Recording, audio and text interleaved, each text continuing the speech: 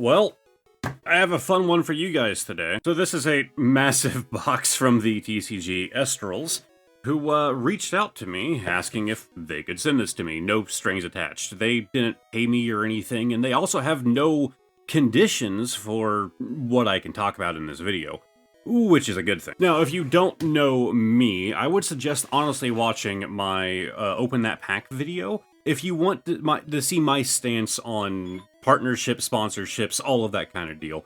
I don't take them lightly, and this is actually the very first time on this channel with over 1,000 videos, that's including YouTube Shorts, by the way.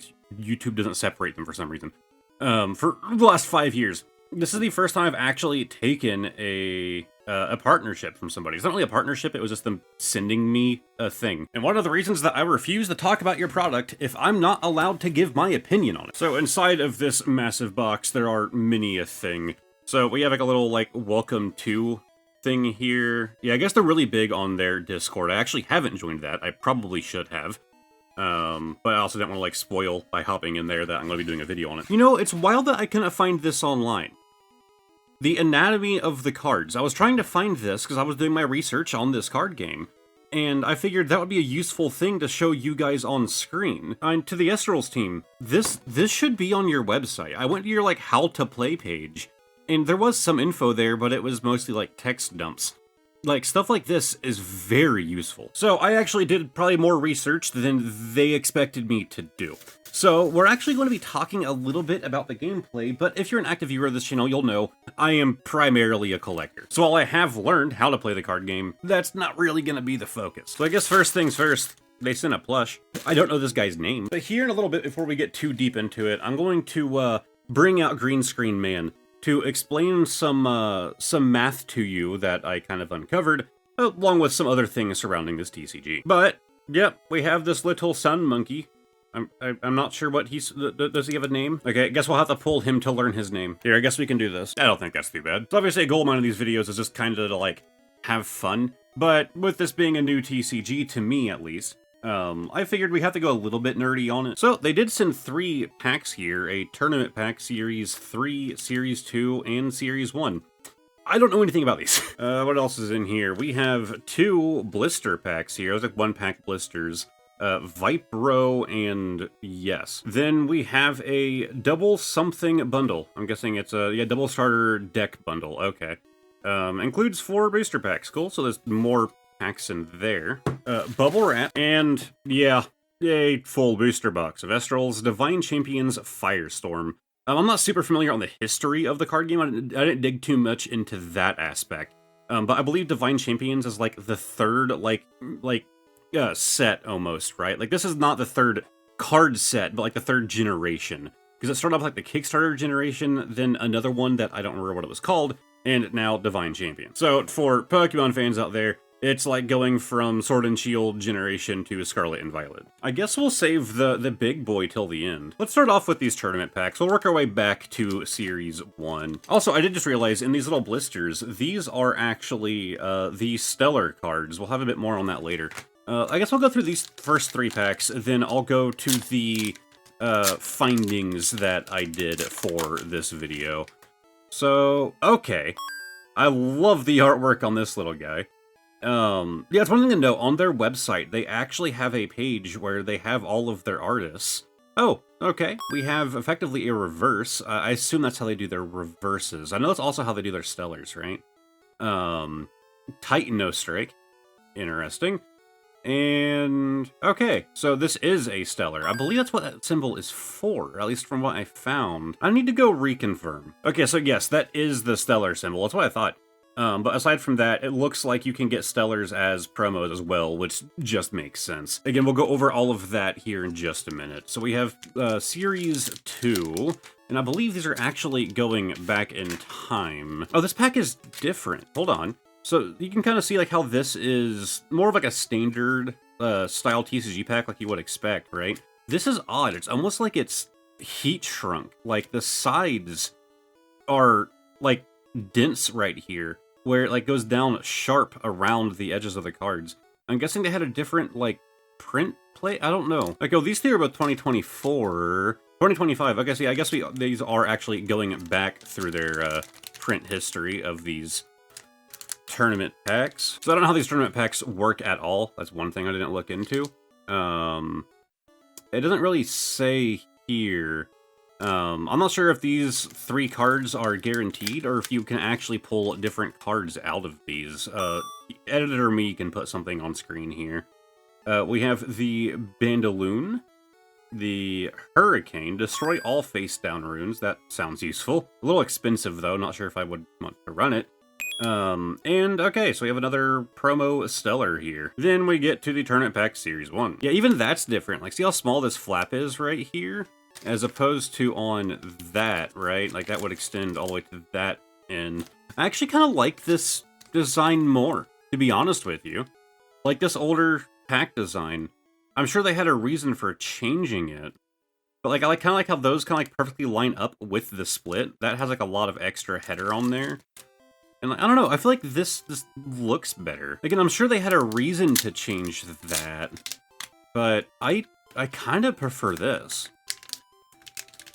Anyways, our 3 cards, little mantis-looking thing, Viscerus. I'm going to mispronounce so many names, probably including the name of the actual game.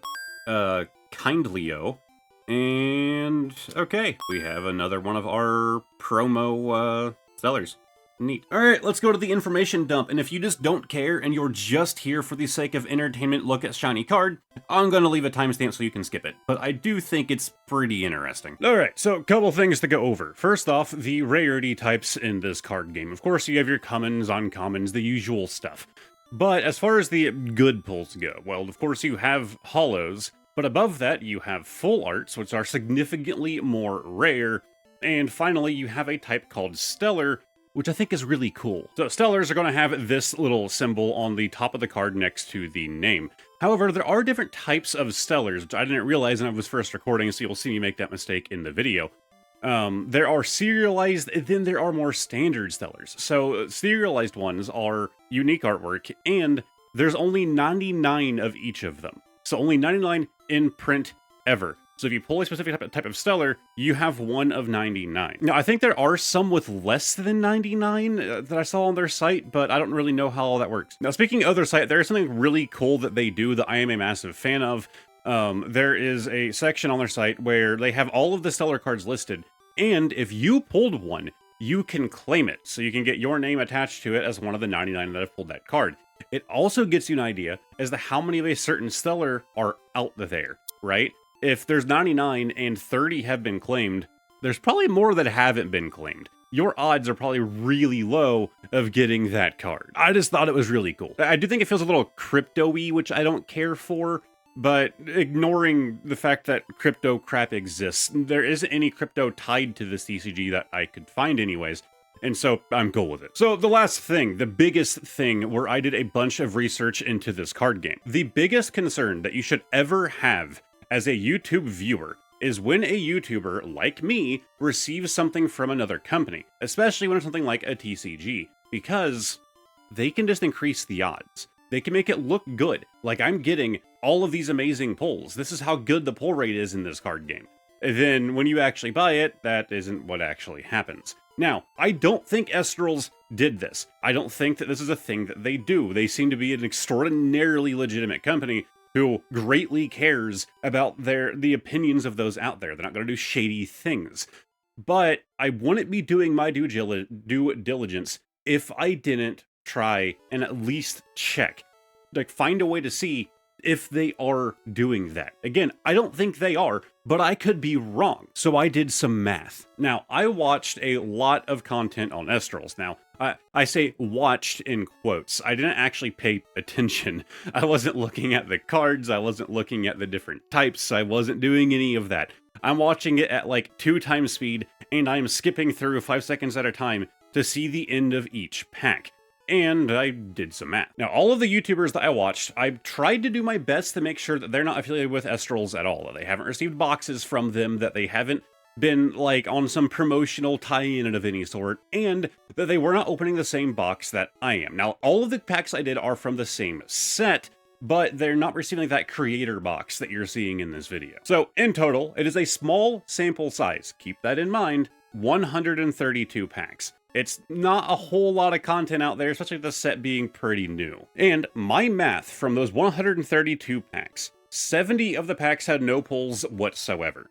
54 had a holo, 2 had stellars, and 6 had full arts. You can see the pie chart here. Now, how does that actually relate to packs? Well, it means that 1 in every 2.44 packs is going to have a holo, which means in every 3 packs, give or take, you're going to get it a bit more common than 1 in every 3. Again, this is a small sample size. Small sample size means more inaccuracy. So this isn't like the correct number. It's just what I was able to gather. Now for full arts, it's exactly 1 in every 22 packs, and stellar, it is 1 in 66. So effectively, if my pull rates end up being way off from those numbers, then there's a problem. Now, it's not going to be exact, right? If I'm like a little bit over, a little bit under, whatever. But if I pull like 6 stellars, there's a problem. Now, one thing that I don't like is that from what I could gather, you have 1 guaranteed full art per booster box, and I believe I talk about that in the video as well. I don't like that. That means that you have a higher chance of getting full arts from blisters. Not really. It's not really a higher chance, right? It could actually be lower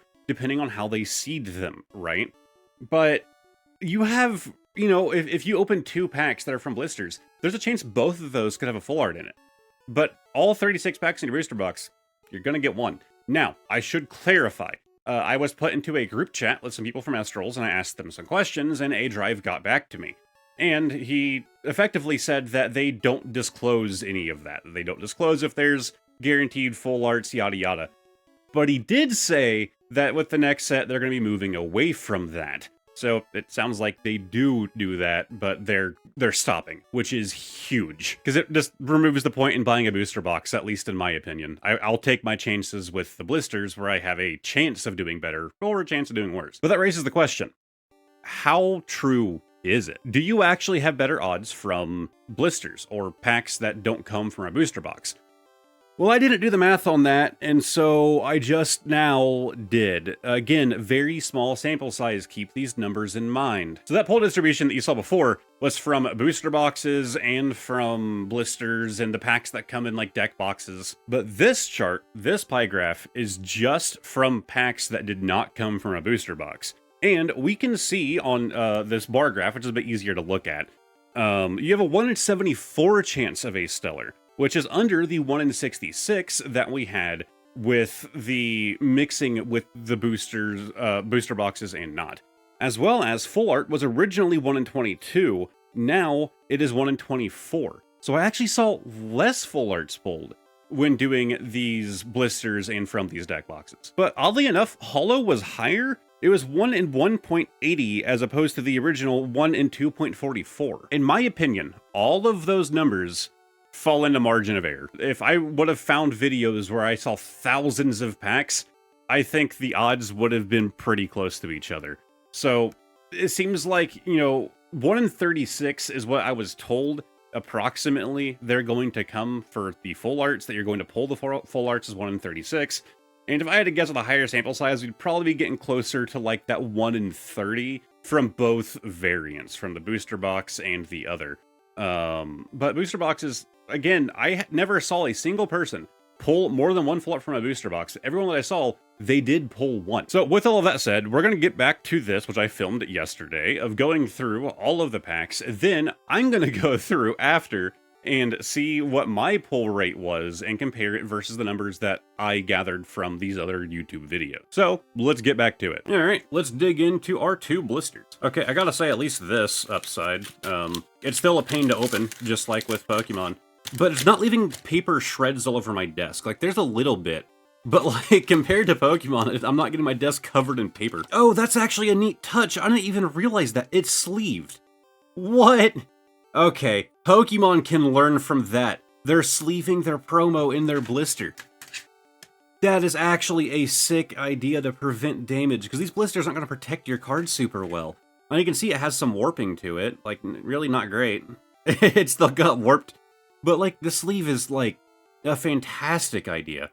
So, Lycarus, I'm assuming you're pronounced? Just the wind spirit.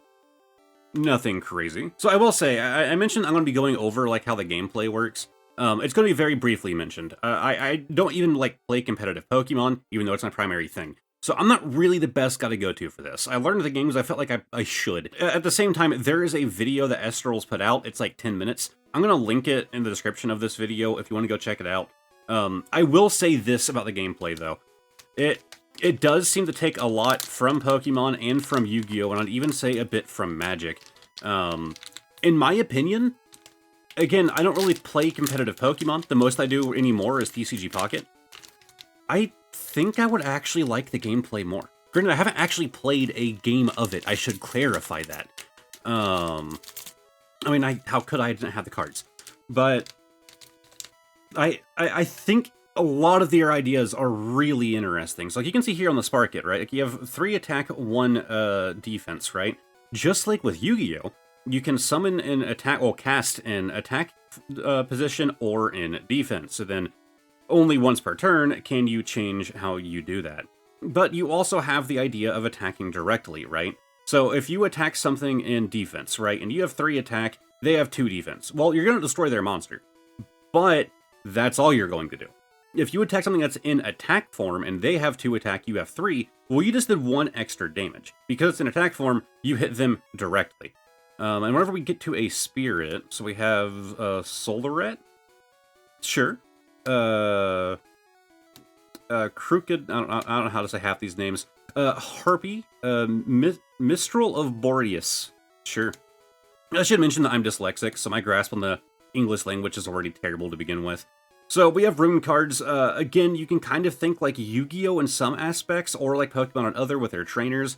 You effectively have trap cards in here, but you also effectively have spell cards. But you even have, like, stadiums, and they actually just sort of call them stadiums in this game as well.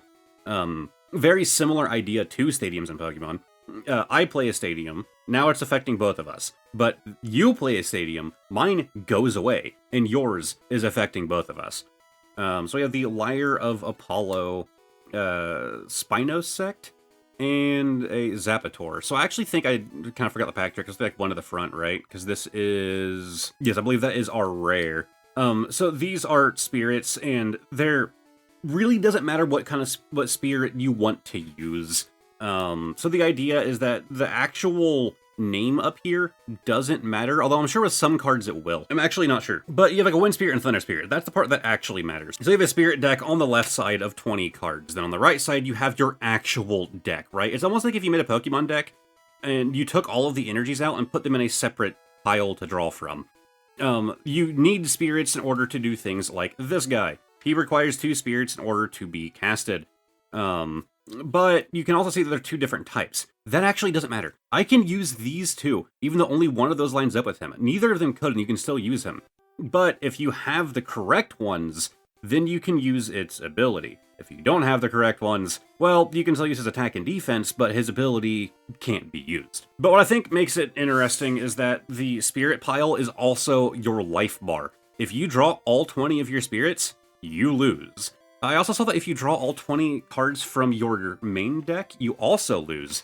I have to imagine that is not a common defeat scenario. At the same time, I think it would be an interesting strategy to try and sneakily get them to, you know, cycle through their main deck. So our next promo, nice and sleeved up for us. Again, like, that is just a fantastic idea. Like, I never even considered that being a thing. But God, like, now I'm gonna be pressuring, even though I have no actual weight, I'm gonna be pressuring Pokemon to do the same thing. That's gonna be something I complain about. Because, God, I love that. They're nice quality sleeves too. They're like kind of thicker than like your usual like penny sleeve. Although this sleeve is actually damaged. I mean, obviously they're not printing their own sleeves. But yeah, this sleeve actually has a, let me get the card back out of here, actually has like a wrinkle in it. So I guess kind of like, you know, you would normally get with, you know, sleeves. But then we have our next pack from the Blister. So it's worth noting where I talked about the pull rates and yada yada. I did confirm while in a group chat with A-Drive that the blisters and the boxes yada yada should all have the identical pull rate to each other. which from my math does seem to add up, but I wasn't really trying to narrow that down specifically. So they said that they're moving away from it in their next set, but it seems like it's just the guaranteed full art in each box again. He did not confirm or deny this. But I don't like that. I never like guarantees, and I'm happy to see that they're moving away from it. Because, like, I could buy this booster box, right? And like, oh, there's one full art in here. When I pull it, that's it. I got the full art. Whereas, I could buy a bunch of blisters and have better odds. Now, the odds should be generally the same. If you recall the numbers that I gave of, you know, having a full art in... Yeah, one full art in every 22 packs on average. That doesn't actually line up with both what I have seen online and what A-Drive told me. Let's get through this real quick, and oh, okay, well, there is one of our holos. We have Alexitar? Sure. So A-Drive had said that the average for a full art should be about 1 in 36. Granted, he's not giving me precise numbers here, and I don't blame him for not wanting to do so. But he had said it was 1 in every 36, which would make the math correct that you would get an average of 1 per booster box. But I didn't see that. I saw an average of 1 in 22. Granted, my sample size was like, what, 130 something cards? Like, well, packs. It wasn't like the biggest, well, actually, I guess, yeah, we'll save this till after. It wasn't like the biggest sample size, right? So obviously my math is not going to be great. The larger the sample size is, the more accurate. But you also have to remember, I was pulling this data from not just booster boxes, but also blisters. And it could be that you do have a better shot of getting that full art if you are just buying the blisters and not the boxes. Again, I can't confirm this, but just based on the small data set I have going, it looks like that's probably the case. So to me, it's kind of like why I don't do booster boxes in like any other TCG, is I hate the guarantees. I think it's dumb. I like the randomness that you get with other products like an ETB, where you have a chance to do better. You have a chance to do worse, but you have a chance to do better, and I like that side of my gambling. Guess we'll just cut this little seal here, flip that down, we have a little display, and it looks like they do have a box topper. Pull this open, and so there are 2 box toppers in here. Editor me will have to go get some more info on this, but I'm guessing that one of them is like a random chance kind of deal, or... Okay, no, that one's not a box topper at all. That's just a... Okay, like a how to play thing, I'm guessing. Yeah, or scan the QR code. Cool. And, okay. So, Majestia, Champion of Poseidon. Pretty neat looking. There's also a thing here. Claim your Estral caster coins. So, I do like the idea of this. It kind of reminds me of, like, the old, like, Nintendo reward system and yada yada.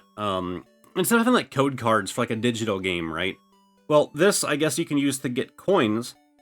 You can see here, you receive anywhere from 5 to 100, so it's kind of random. But you can see on screen here, there's like a place where you can enter in those codes and redeem them for coins, and you can get physical product in return. I do like how they do their box print, though. I'm a big fan of like all of the symbols going across the, like these inner flaps here. Oh, they're on both sides as well. Kind of neat. So inside and outside print. All right, let's start going through some packs. And again, I'll have to go through and track my my pull odds here and see how it stacks up versus what I'm seeing online. Like I said, I don't think that this is going to be a case of like, oh, we're going to give preferential treatment to the content creator. We're going to give them better pulls.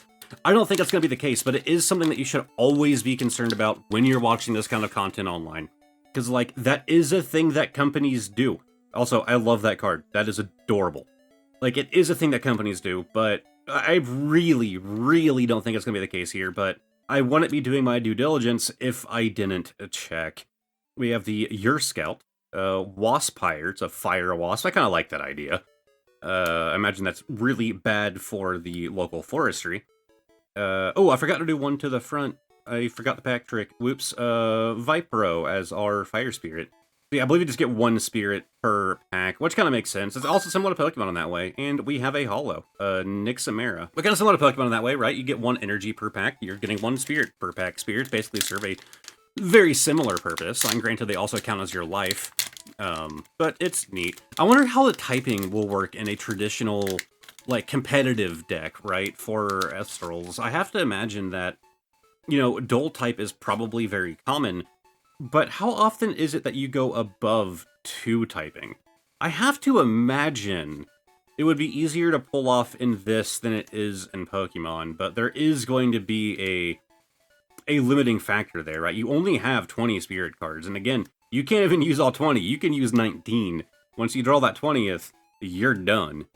Torch of Hestia, handful of Hephaestus, the blacksmith, and Poseidon's Fury. Yeah, I probably should mention that. This thing is, like, based on, to my knowledge, is all, like, Greek mythology. I kind of like the idea of them being able to expand out, though, to other mythologies, but I think they're just narrowing down Greek, and to be fair, there is a lot to play with there. And obviously, Greek mythology is massive for a reason. Flare Mine. I used to be a weird nerd with a lot of mythologies. Greek obviously being the big one for me. But, I mean, I even did, like, like, studying up on Egyptian mythology and Irish, which is really bizarre, because there's really not much out there. Like, a lot of it is just kind of, like, lost to time. Oh, we have a little parachute spider. And next, I will say, a lot of people love Egyptian mythology. It's probably my least favorite. Like, as weird as that is to say. Egyptian mythology is probably my least favorite out of any of the, like, the biggins. I don't know. I find a lot of it to be kind of boring. I mean, there are fun stories there, but a lot of it's just very bizarre to me. Like, there are some interesting things, but I don't know. Greek, in my opinion, is kind of the most well-known for a good reason, because not only do we know the most about it, but, it's very interesting. And it has, like, helped shape a lot of, like, more modern theology and yada yada. Titanos Strike, and Hestia's Hearth. So I haven't mentioned yet, they do have an app. So if you want to, like, play this game on the app, from what I can tell, you just have access to, like, everything out the gate. You don't have to rely on, like, polls. Which is definitely good if you were, like, an actual player, right? It's still in beta, and yeah, it's definitely still in beta. It's a little clunky. It does the job, I suppose, but I don't care for it. It definitely needs a lot of work before I would call it safe to be leaving its, like, beta stage. I actually had a glitch in, I did like the tutorial through there after watching the original video and actually taking notes while watching the original video. I did the tutorial, and then I did a battle against an AI, and this happened. The attack just wasn't working. I think it's 7 I was attacking for, directly to their spirit deck, and it just wouldn't do it. Like, it showed the animation, but nothing actually happened. And I was like, okay, like, I get the idea. It's a beta, it's going to have bugs, but I think I'm done exploring this. I will say, it did have a really cool, like, intro cinematic, like a CG, like, intro video, which was really neat to look at. Zaptor, Lucky, Werepup, Verla Tequila, I don't know. Narpoon Harpy. I mean, I am loving a lot of the artwork on here. Oh, I never finished my statement earlier, because I always have too much to say. And, we pulled a holo. Not too bad. I was mentioning this way earlier in the video, and this completely, like, went off tangent. There's a section on their website, which I am a massive, massive fan of. You can click on any card and see who illustrated it, but you can also go to the illustrators. You can go to the artists and see a page about the artist and every card that they've illustrated. I am a massive fan of that. I'm sure some people who are watching this video who haven't heard of this TCG or haven't looked much into it are probably concerned, like I was when I was first contacted, about the use of AI. From the get-go, from what I could see, they had a massive anti-AI stance, and this card game has been a thing for like 2 years, I think, probably going on 3. And since the beginning, they've had a big stance on no AI. And the fact that they're crediting the artists the way that they do and seeing a lot of the work from these artists, I believe them, that there's no AI at play here. But I mean, as time goes on, it's just going to get harder for us to tell with any like future indie TCGs and stuff that pop up. Like, it's just going to get harder and harder to know, right? But in my opinion, at least, I believe them that there was no use of AI here. I love that little Narpoon. Lair of Apollo, Panzer. It's a very, I didn't even notice, we pulled him earlier, right? It's a very skinny panda. It's an interesting concept. A very active, fit panda. Torchin, it's literally just the Olympic torch, but now alive. I'm guessing that if its fire burns out, much like Charmander, it ceases to exist. And the idea is that the Olympic flame, like, doesn't. I think that was the Internet Historian that did a video on that. I could be thinking of the wrong person on the history of the real world Olympic torch, right, for the Olympic Games. And how, like, the idea of, like, oh, the torch can't go out. But it has many, many, many, many times. I mean, they've even, like, played with, like, having, like, a version of the torch that, like, will, like, reignite itself, and, like, that even failed. And, like, it's such a struggle for the Olympics to actually have the Olympic torch stay lit for the entirety of the process. Like, it does not actually work the way that most people seem to think it does. We have the Flame Moth. That's really cool. Actually kind of gives me MetaZoo vibes. With, like, you know, because I'm mostly just saying that because I'm Mothman. But I like it. God, I haven't thought about MetaZoo in a while. I remember I covered that pretty early on. Is MetaZoo still around? Like, I know I've heard people making fun of it, but I thought it was a cool idea. It was interesting, at least. I thought it was neat, but I actually didn't actually learn how to play that game. I was just going full collector on that one. We have Zaptor, Soul Bell, Plucky, yes, Sluggle. Yeah, getting a lot of things that we have seen before. Invul of Hephaestus, and didn't we already get you as a holo? Maybe I'm crazy. Man, I'm not even gonna try and say it. Now, I will say, as far as their app goes, they're also doing another game, which I think is gonna be cross-platform. I don't actually know, but they're doing a game that's at least releasing on Steam. And I actually just went and looked at the Steam pages. I cannot remember, but yes, it is supposed to release next month. Although there isn't, as of right now, as of time of recording, there isn't a concrete date. And usually, whenever you see that for a game, and like, oh, it's gonna release this month, but it's literally next month. There's not like a specific date given. That usually means it's gonna get pushed back, but there's a good chance. So if you're watching this in July, maybe go check it out. It's called Estrals Clash, and it at least looks decently fine-tuned. I'm very interested in playing that when it releases. Should I do a video on that when it releases? Understand this channel isn't about to become an Estrals channel. But I am very willing to continue looking into it once in a while, just like I do with other TCGs. Like I did the Magic the Gathering Final Fantasy crossover recently. I did just the Final Fantasy TCG by itself. I like to look into other things and do other things, but this is going to continue to be a Pokemon channel. You would have a very hard time getting me to stop that. We have Wellance, Griffuse, Titanos Strike, and Spinosac. I guess we can talk about the print quality. We should probably do that. So let's compare it to a Pokemon card. Well, first off, sizing is 1-to-1. It's a standard size for TCGs. What do you expect? As far as thickness, I was actually impressed when I first put my hands on them.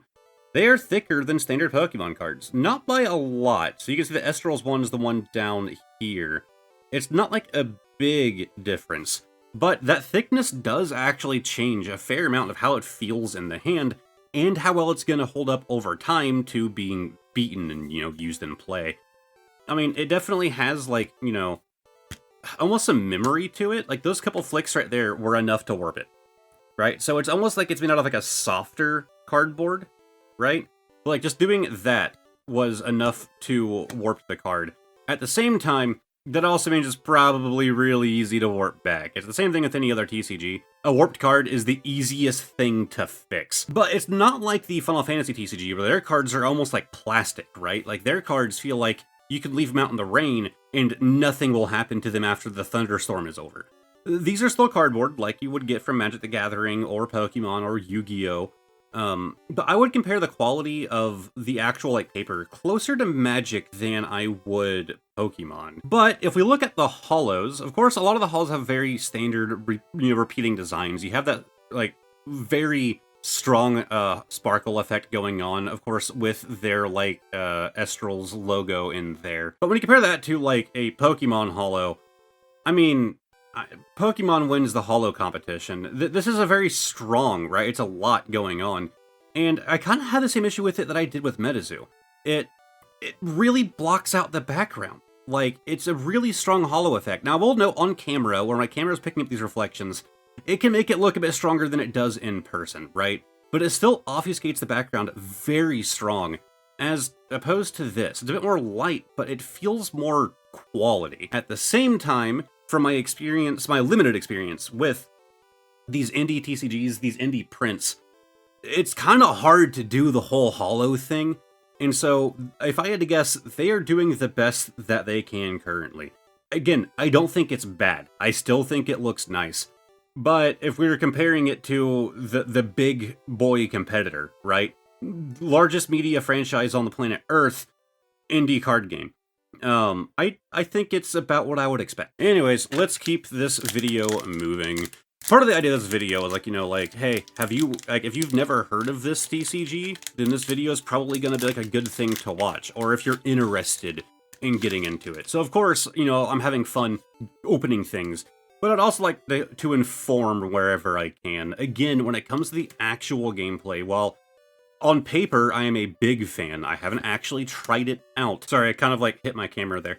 I haven't actually tried it out, but on paper, I really like a lot of the things going on here. Actually, I forgot, in my notes, I actually listed, like, ooh, okay, not bad looking. Ankylosurge? Big fan of that big boy. But yeah, I actually noted it in my notes. One of my favorite things that they did was their mulligan system. If you draw a hand and you don't like it, you can mulligan. But in most card games that allow you to mulligan, typically the idea is, let's say you draw 7 cards for your hand, right? Well, whenever you mulligan, well, you have to shuffle them back in the deck, and then you only draw 6, right? So you get punished with 1 less card in the hand. That does put you at a pretty bad disadvantage for the opening round. Now, of course, it could be better because, you know, your initial hand was worse than if you were just missing 1 card. I kind of like how they do the mulligan in this. You actually pay 2 spirits. So you discard 2 spirits, you send them to the underworld, as they call it, the discard pile. You send 2 spirits straight from the spirit deck to the underworld. And then you mulligan, right? So you get your new hand, the same number of cards. So yes, you are now down to 18 spirits. That is still a disadvantage.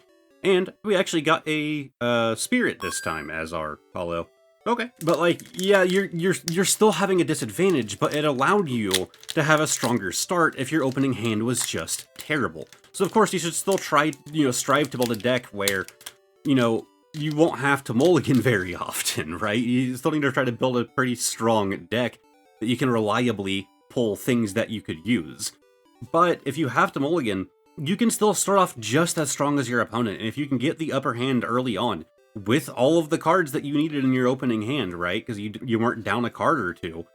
Well, that 2 spirit difference could end up being completely negated if you can just steamroll in the first half. You get what I mean? And we have Galaxair. Galexer. Look, I'm just looking for that stellar. All I'm saying. So, do another splice. I know that they do, like, the stellars is, like, their big thing. Like, you know, they're like, you know, serialized and all of that. I would be honestly down if they did artist signatures, right? Like, I don't know how they would fit that in. Like, would they just do it on a standard card and, like, oh, this one right here, illustrated by Elite Four. Like, have, like, Elite Four, which I assume is more than one person, sign, like, so many copies of this card, and you can serialize that as well. I don't know. And then, like, maybe you just, like, put it in the same spot where the card would normally be. I'd be down. I feel like that would also fix another issue. Feel free to correct me, right? If you like this kind of content that I'm about to say that I don't like, then cool. Feel free to explain it down below. I don't like it. When you have people that do... You know what? We're going to do it. We're going to do it for this pack, just to show you as an example. I've complained about this before. They might do the pack trick, they might not, right? They do that, and then just go, okay, there's the pull, next pack. I find that boring. Like, I like to actually go through and look at my pulls, look at the artwork. Like, as a viewer, I also love that. Like, 'cause I might not, be buying the card game myself, right? I might not have gotten anything from this set. And I might just looking at the artwork. There is a point where, it does get to a point where it's like, look, yeah, it was cool, you're getting good pulls. Like, I'm interested in all of the things. And when I was doing my, research into this TCG, going through those videos, granted, I wasn't trying to, like, spoil myself on the things that are in this set or the things that you find in this game. I wasn't looking deep into the cards at all. I was skipping through the videos, watching them at a high playback rate, trying not to spoil myself while still gathering information. And I saw multiple people doing that, where they just skip right to the pull. And like, man, that is just so lame to me. Like, again, if you do that, if you're watching this video and you're like a YouTuber and you do that, you do you. Like, if your audience prefers that, then you do you, man. Like, everyone has their own style of content. But I feel like the signature thing would actually fix that issue. Not that it's like it should be a priority for this card game to worry about their YouTube content creator presence. Like, oh, I want these YouTubers to open the packs the way that we want them to open them. Like, no, that shouldn't be a priority for them. But for me, and maybe for some other people, that would fix that problem, right? Like, oh, this card ended up having a signature on it. Like, now you have a reason to go through and show the cards. Like, I don't know, maybe it's just me. Maybe I am just too much of a nerd. But, next pack. Yeah, this was just like a really cool thing for me to get reached out to by this TCG to do a video on it. Again, they said, like, in their opening email, like, no strings attached, like, we want to send you some stuff, and I was like, okay. And they mentioned, like, getting into DMs in case I had questions or whatever, and I was like, I certainly will, and I certainly did. But I mentioned it, like, for, like, doing a video on it, and they were like, oh, a video would be appreciated. So, while I'm sure they sent it to me hoping, that I would do a video on it, right? Like, obviously, why else would they send me this box? Maybe they're just big fans of the content, but, I have my doubts on it. Maybe they do, I don't know. But, they weren't, like, when they said no string attacks, I mean, literally none. I could have just opened this or just sold it on eBay. Like, and that was huge for me. I have a big thing with, and that's probably gonna be the hardest thing for this channel when it comes to, like, trying to make money from sponsorships, is that, look, if I don't like an aspect of your product, I reserve the right to say that. Flagaries. Interesting. Like, if there's an aspect of your product that I don't like, then I want to be able to say that. I don't want to lie to my audience and say that I thought the holo effects in Estrals were the best holos I've ever seen. Because I don't think that. That's not true, right? And having them be willing to do that, to just like, yeah, man, do whatever you want. Like, those are the kind of people that I want to work with. Like, so if there's any sponsorships, any companies out there watching this video right now, if you want that kind of, if you're down for that kind of relationship where if I feel like talking crap about your product, I'm going to, then my email is in the description. Valkyries? Sure. Like, I have turned down so many offers. It's actually one that, to this day, I still feel bad about turning down. I actually feel worse because I didn't even respond to them. There was another indie TCG that had actually reached out to me. And while I didn't reach out, I didn't respond, so I don't really know if they would have had strings attached or not. I did look into their card game, and it didn't interest me at all. I didn't like the artwork. Just straight up, I did not like it. And I was like, look, I can make a video on this. Like, I didn't tell them that, right? As again, I never actually contacted them. But like, I could make a video on this, but they are not going to be happy with it. And my audience probably won't either. I could see the comments now. Just like, why are you doing a video on this if you just hate it? Right? And so I was like, you know what? I just don't need to make that video. I kind of regret it. Like, I still probably would have been okay to do. But like, if I would have been doing as many cards as I am right now with, Estrals, I feel like it would have ended up being a very boring video, right? Because the thing I didn't like about it, primarily, was the artwork. It just really didn't work with my brain. And so, like, I wouldn't have anything else to really say. It's just a straight up opinion, right? It's not like I'm going like, oh, this company is lying to you, and, you know, it wouldn't even have like a hook like that. Everything seemed legitimate, right? It would have just been me going, look at all of these cards that I don't like. Like, it would have just been a very disappointing, boring video, in my opinion. But I've had multiple companies reach out. Of course, that Open That Pack video was probably the biggest one, where I secret shopped them, and still very much do not care for that company. I have seen some more shady things from them since publishing that video, but I have decided that, at least for the time being, I'm going to stay out of it. I gave enough information on that company in that video, and you should be able to look at that video and go, oh, it's been a while since that was a thing. Maybe I should look into them now and see what's going on. And we pulled our full art. The Voltempest, Champion of Zeus. Very cool looking card. Again, the holo kind of chewing at the background is a little painful. It gives me that MetaZoo vibe, and that was one of the things I didn't like about MetaZoo, was their holo effect just... It ate at the artwork. Like, I don't know, man. Does this add something? Yes. Does the card look good? Yes. I want to see the background. And I feel like this just flat holo over it really takes away from it. And a lot of it's because of all of the obfuscation, right? All of the stars, all of the symbols going on here. It obfuscates it so hard, it's really kind of challenging to see the card as the original artist depicted it. I almost want them to do full arts that don't have a holo effect. Like, I still think you should have holo variants, but I don't know. There's so many things that I like about it, but when it comes to the holo, it bothers me, man. And again, I get it. Like, they're probably doing what they can do. Like, it's probably that or something worse or nothing, right? Like, I'm sure, you know, big corporations, you know, Pokemon, Magic the Gathering, probably, you know, are able to do it because they have a lot more money to throw into it. I just don't care for it. Like, I like these, like, comparatively, honestly.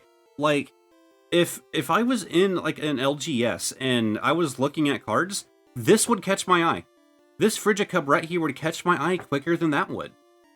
Because it almost feels cheap by comparison. This feels like a legitimate, like, big box product to me. Like, their standard cards are fantastic. Like, the card layout, I even saw, like, how in the TCG, like, you'll do your spirits like that, right? Ideally, I'm sure that's not usually how it ends up going. But you can, like, get, like, the border right there. Like, this feels like a big box product to me, and I love this. But then these, I mean, as a whole, right? These being a part of the same TCG, I like them. But this by itself, if this was sitting behind a glass shelf in an LGS, I would probably go, what is that? It wouldn't get me to, like, pick it up, if you get what I mean. I don't know. Like, this is what I like. Like, I like these. I like these commons, uncommons, like, almost more than a lot of the holos. And, like, some of these, right? Like, where it kind of, like, reflects on the gym. That's cool. I like that. This card feels like it's meant to be almost glittery, right? Like, I like this. But there's still a point where it's, you know, taking away from the background. Actually, I think on this card's perfect. I think on this card, I actually prefer the holo exactly as is, right? It kind of plays into, like, the cold, you know, kind of brightening up towards the background, and I think it works well on this card. I want to do something else real quick. How many of you open cards with studio lights? I have a ring light right here. I have a big studio light right here. A big studio light right here. Most people aren't going to do that. Let's look at it again with just the ring light. I mean, it changes a bit, I suppose. But now the only light on, or aside from my colored ones, which aren't going to be reflecting on it really, is my light in this room. There is a light on in here. And here's the card in a more natural lighting environment. And yeah, the holo effect actually looks pretty good. I think a lot of it is the glare on it, but at the same time, that is still the problem, right? You know, when you're playing it like a tournament or whatever, they're not going to have a single dull light, yellow light in their ceiling, right? They're probably going to be using white bulbs, and you are still going to want the card to look good in a bright environment where the card is the easiest to see, right? Like, I do think in the dark, in a darker setting, this holo effect looks better. Like, I think it is a lot more clear to see what's going on the card, and I think that the, like, glittery effects kind of add to it better that way. If we go without the ring light, which is going to add a number of reflections, I mean, it just doesn't play well in light, in my opinion. Maybe it's just me. We're going on about that for way too long. Anyways, how many packs do we have left? Let's go ahead and just, like, pull them out. Oh, wow, we have more than I thought. I hit my camera again. This is going to be a long video. So I'm actually thinking, with the double starter deck bundle, maybe I should give the TCG a shot on camera. Now, we're not going to do it in this video. This video is going to be long enough. I also don't think it's really necessary, right? If you want to learn the TCG, you're not really in the right place. Again, Estrals on their YouTube channel has a good video on breaking it down. In my opinion, they do move a little fast, and not everything is explained great. There's a thing called Nexus, like right here. Perfect timing. You can Nexus those two when you do enchant on your to your field. The way that they explain Nexus in that video actually confused me, and so in the chat with the Estral staff, I had to ask, like, guys, I need Nexus explained to me. It's basically just a way of moving spirits around between your monsters, but that video made it sound like it's a feature of Divine cards. And Galexia, neat. So I mentioned there are runes, you know, similar to the Yu-Gi-Oh! And Pokemon, you know, Yu-Gi-Oh's like spells and yada yada, and Pokemon's trainers. Well, there are 5 types of runes, and one of the 5 types are Divines. That's generally where you'll see, like, the more character cards, right? The gods or the heroes from Greek mythology. That is where I had, like, a point of confusion, because it said, like, I don't remember exactly how they worded it, but it was something about how, like, the Divines allow you to Nexus, and they explain what Nexus is. And no, I assumed, like, oh, so Divine, if you have a Divine on the field, then you can just Nexus now. No, that's not the case. Aside from that, the video is really good. So Verdolith, pretty neat looking. But I do think they move a little fast in that 10-minute video. And that was also an issue that I had with the app. It didn't, like, the tutorial felt like too brief, in all honesty. I hope that when they release their game on Steam, that issue isn't there, that the tutorial is, like, fleshed out and gives you control, right? In the app, it kind of did, I suppose, but it was just, it felt too jank to me. Watching that video was the biggest learning thing for me, though, because I paused, I took notes. So maybe that's why I consider the video to be really good, but I'm still going to recommend, if you want to learn how to play, that's the way to do it. And form your opinions there. Like, I can give you my opinion of what I think of it, but I'm not going to explain everything here, although I pretty much have. I've gone over most of it, of, like, how to play throughout this video. Obviously not enough for you guys to just go pick up a deck and start playing, but I'm sure you have, like, a grasp as to how it works at the very least. And we have a Stellar here. The Champion of Apollo. Okay, so I had to confirm, and I'm sure I would have told you earlier in the video, because I'm actually filming that part after. But this is more of a standard Stellar. It's just a reverse, right? So the hollow effect is more on the creature rather than on the background there. Although you do have like a negative of it, sort of.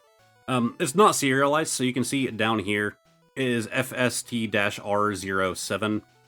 This is just a, like, reverse Stellar, not a serialized one. So this isn't one of, like, the super crazy ones where there's, like, only 99 of each. So I think there are some that are even more limited, but this isn't a serialized, but it's still really cool. Well, at least we pulled one Stellar in this video, so that's exciting.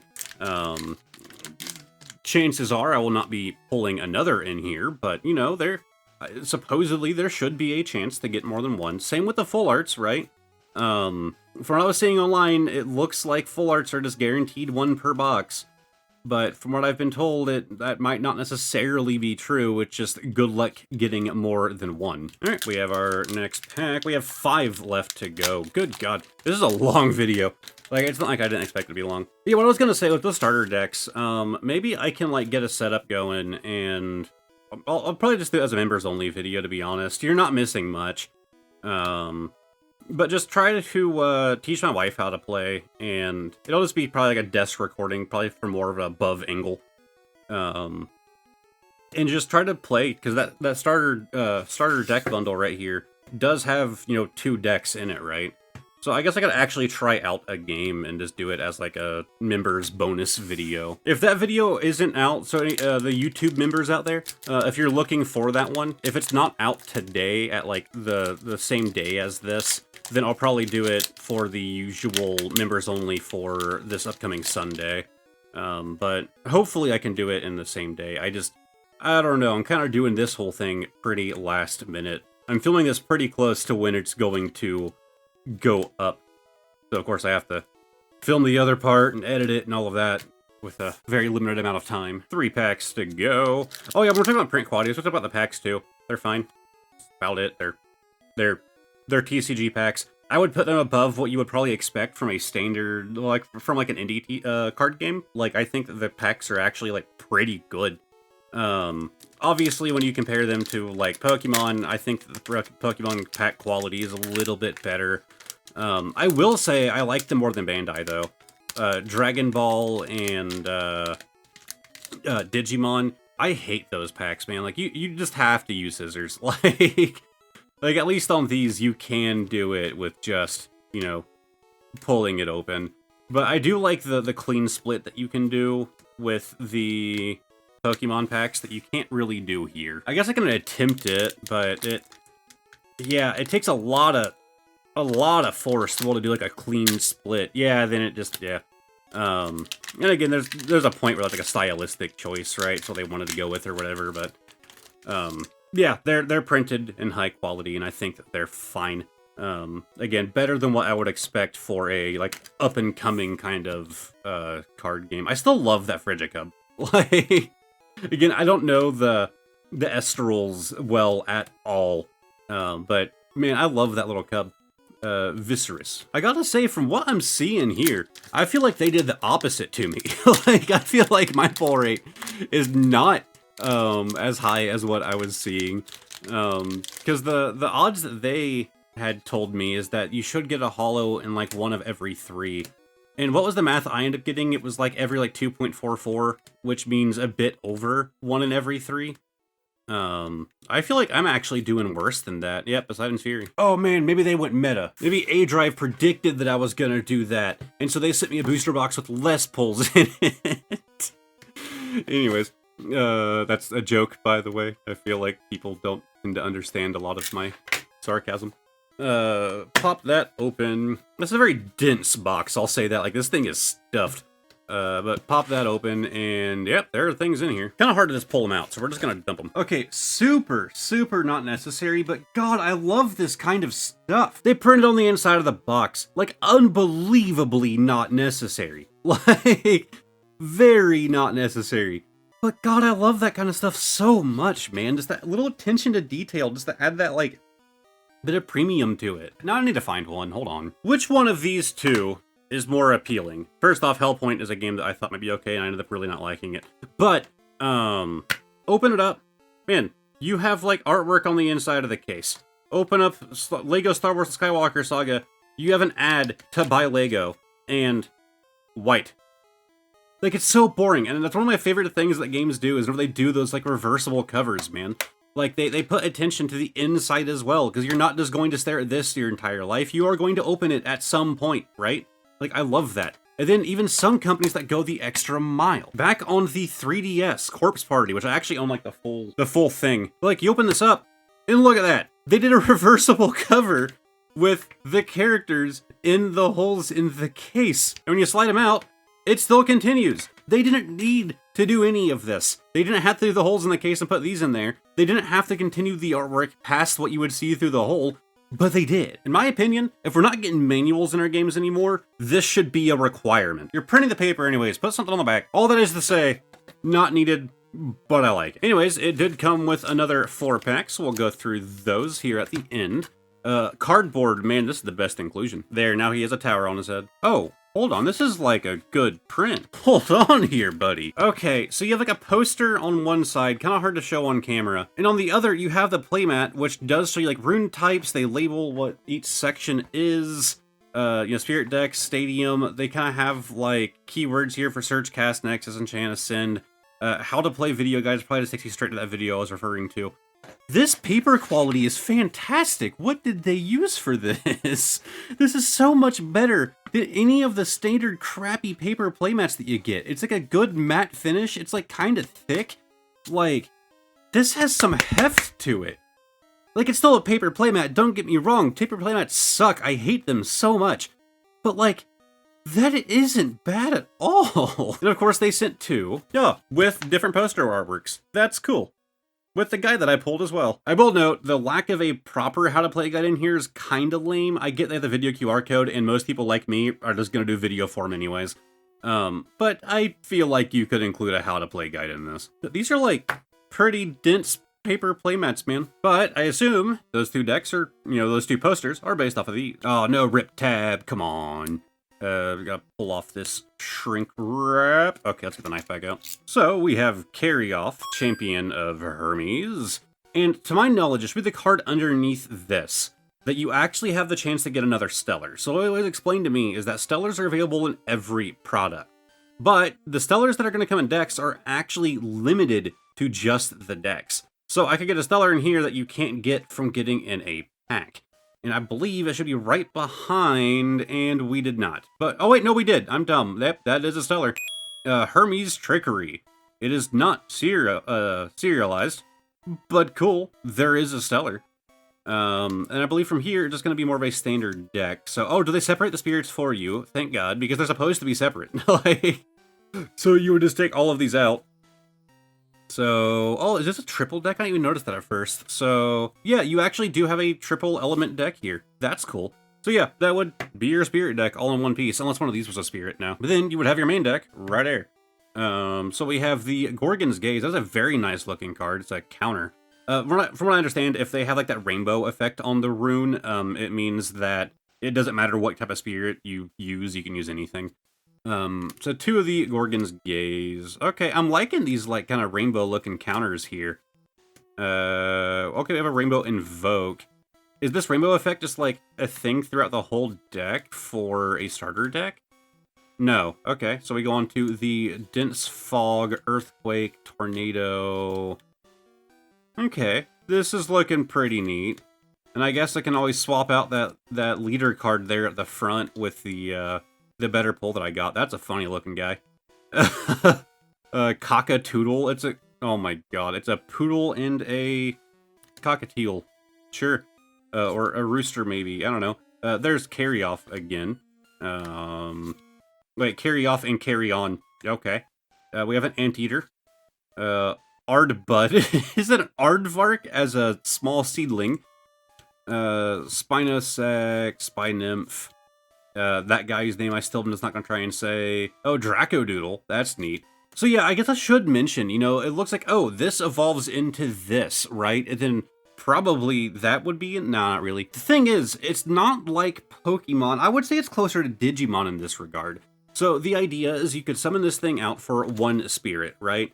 But then you can ascend it, right? So the next turn, you can put another spirit on him. So now he has 2. And then ascend him into this. But he doesn't have to go into that. He can go into any other card. So, as an example, this guy with an extra spirit, you could bring him into the Spinosec here, right? For just 1 extra spirit cost. And he is, destroyed, he's sent to the underworld. But now, you have this guy out on the field.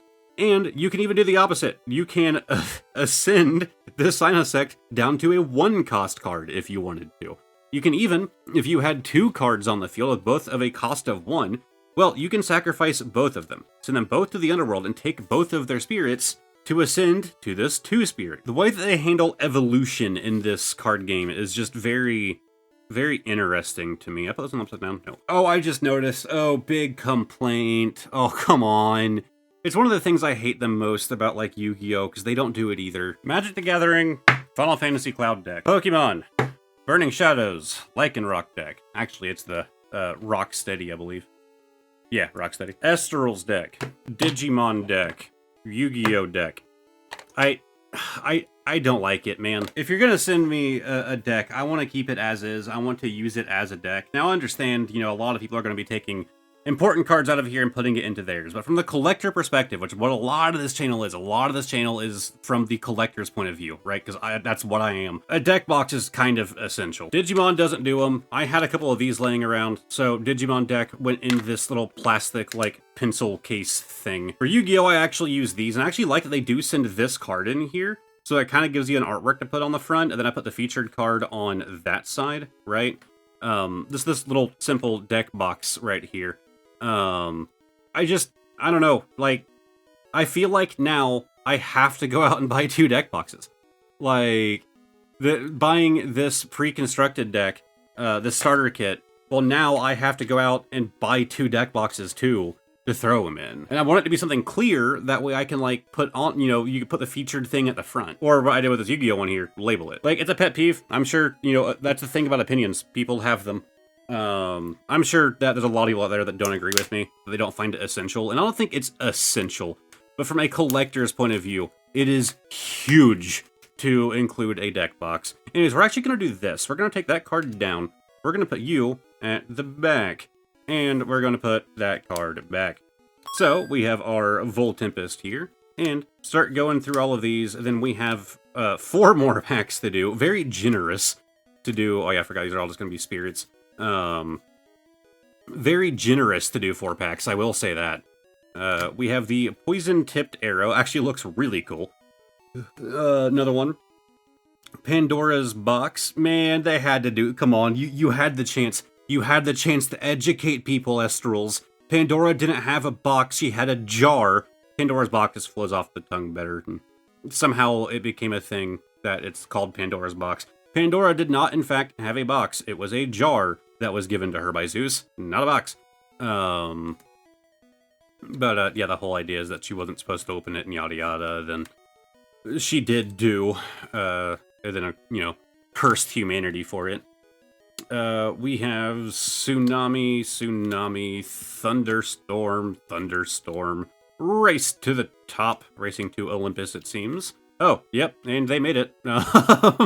Is that the same? Oh, that would have been cool if it would have had the same creatures on it. It's not. Oh, that would have been cool. So they could, like, show them, like, finishing their race.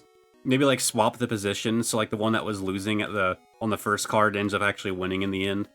Zeus, Galaxar, Titano Strike, Aster Rabbit, Jolton, Manguros, Electrifly, Voltempest as a more standard card, Griffuse, Electric, Titano Strike, Griffuse, Electric, this, and then finally... Okay, well, we didn't get a thing. But hey, we got one. Alright, gotta keep those separated. But yeah, a big part of the idea is that the starter decks have, like, a lot of the cards that you need to actually play. So you can, like, pick up a starter deck and go buy like, a single or 2, and you'll kind of have what you need, or, like, a couple starter decks, right? It's meant to be, like, easy to just hop into and play. Not like a massive cost investment, right? I get why, you know, like, oh, you don't need a deck box, you're just buying this so you can take out the cards that you need to build your deck. But not everybody, and not me. Neat. Next pack. Yeah, oh yeah, I guess here in a minute, after these last 3 packs here, I'll have to go figure out what the pull rate was in this video, so I can kind of film that and show you guys what my actual pulls were versus what I was able to gather from watching other unaffiliated videos. Sorry, I just literally lost my entire train of thought. I will say other things to note that I learned from my conversation with Aderive. They don't do reprints, so once this set is sold out, it is sold out. For collectors, that is very much a good thing, right? You got in while the set was still a thing, and ooh, okay, neat looking little forest spirit. Flurmine. But, you know, you got in and got the things that you wanted, and you don't have to worry about, in a couple years, Estrals going, oh, we're going to reprint all the cards from this set, because, you know, it completely devalues them, and yada yada.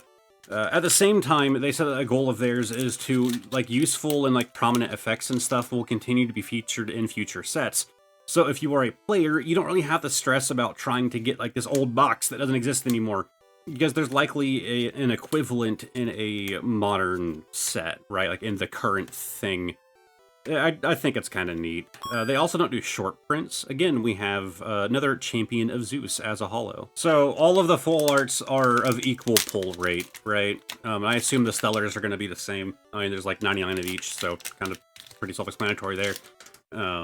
So they don't have, I would assume the holos are the same as well. There's no weight put into them, right? One holo or one full art isn't going to be more rare than another one. So from the collector standpoint, that's also really cool. It's easier to get all of the things because your odds are the same for all of them. But you don't have to worry about one card being extraordinarily rare, right? Like, the downside is that if you would have pulled that card, it would have been worth a lot more money. But I also don't like to sell my cards, so I don't care about that. We have Galexia, another holo. God, was that 3 holos out of 4 packs in that thing? All right, well, that is everything that they sent me. A few cards, I'd say. So let's go to the outro man, who will be going over the numbers. Okay, I just went through the whole video. Yes, I'm actually did it between recordings, and did the numbers again. And here's my pie chart. So, out of 42 packs, we had 23 with no pull, 17 with a holo, 1 with a stellar, 1 with a full art. Now, converting that to number per pack, we have 1 holo in every 2.47 packs. Now, if you recall, we had 2.44 in our largest sample size of 132. And while I did do a mixed variety of packs here, can't forget, 36 of those 42 were from a booster box. And, of course, where I was getting my numbers from YouTube videos, booster box packs are probably making up a higher number, a majority of the packs opened. So being 0.02 off, I would say I was within odds of what I saw on YouTube. What I was mostly looking for was would I be above 2, but lower than 3, and it was much closer than expected. Now, as far as the average of Stellar, which is obviously the thing people are mostly going to be hoping for, it's 1 in 66 was my original number, but for me, I did 42 packs and I pulled 1, so it's 1 in 42. Small sample size, it's gonna happen. I beat the odds as far as I can tell. Now, full arts. What I was seeing across the board, so for that larger sample size of the 132, it was 1 in every 22 packs. So for me, I pulled 1 out of 42 packs. Now, only 6 packs were non-booster box. 36 of them were booster box. I'm not saying that your odds are higher if you're doing the blisters, if you're doing the packs that come in the deck boxes, but based on my math here, that really seems like the case. So again, based on my conversation with A-Drive, the founder and creator of this admittedly really cool card game that I do kind of want to do more of, they are going away from those like guaranteed pull rates and stuff in the booster boxes, and I really hope that that's true. That the next set, they do away with that entirely. I hate it in every single TCG that it's in. I don't care if the pull rates are fantastic. If you're doing a set number, it is so boring. Throw them packs in there randomly. I want the chance that every pack in the 36 could have a stellar, or that none of them even have a holo. Like, give me the random. I want the random odds. But maybe that's just me. So I think throughout the course of this extremely long video, you kind of already got the vibe that I had with this TCG. I actually think that it is fantastic. I know I got a little negative there, but you have to point out the negative things. But to be honest, the amount of negatives were really minor. Obviously, they're up against Pokemon as being their biggest competitor, along with Magic the Gathering, but within doing these like kind of cutesy creatures and stuff, let's be honest, it's more Pokemon. But even if we include Magic the Gathering, the statement still stands. This is an indie card game up against juggernauts. I mean, even if you take out Magic and Pokemon, you know, you have Digimon, you have Yu-Gi-Oh!, who I wouldn't call really as big of a juggernaut anymore. And you have these TCGs popping up pretty frequently anymore. I really, legitimately, after doing all of this, I want to see this card game succeed. I think it's a really cool idea. The gameplay, again, which I still haven't done, the plan is to do that here in a little bit. So hopefully, if that does happen, that video will be out for the channel members here in a while. Again, you don't need to watch that video. I can't stress enough. My opinion on the competitive card game isn't something that you should take a lot of stake into. I don't do a lot of competitive card games. I do some Pokemon. I used to do Elder Scrolls Legends back in the day. I used to do Magic back in the day. God, what was Hearthstone, which I enjoyed for a period of time. But I'm not the biggest card competitive person. There are hundreds of other YouTubers out there who could examine this and give you an opinion that would more likely match yours. But if you're a channel member and you want to check it out, then feel free. I just like that kind of content doesn't really fit on this channel, and it would be a pretty bad upload. That's the reason why I'm doing it the way that I am. So, I want to know in the comment section, have you done anything on Estrals? Have you watched any content on it? Is this the first time you've ever heard of it? And what is your opinion? Rather, you've opened packs and played the game, or this is your first time knowing about its existence? Leave a comment down below. I am extremely curious about what my community has to say on this card game. And again, it isn't going to become the staple of the channel. I just think that it's cool, and I like to check out cool things. Speaking of cool things, massive shout out to my YouTube channel members. Pokey Hoarder J, Obsidian, Candace Reynolds, Mr. Nintendo, Smokey of the Sun, Andrew B, Bod, Reed, Katie Huff, Lana C, Air, and Kiss of Ember. Thank all of you for allowing me to keep doing what I do. If you want to check out some more content, I'm actually going to link you to my Final Fantasy TCG video. It's not Magic the Gathering.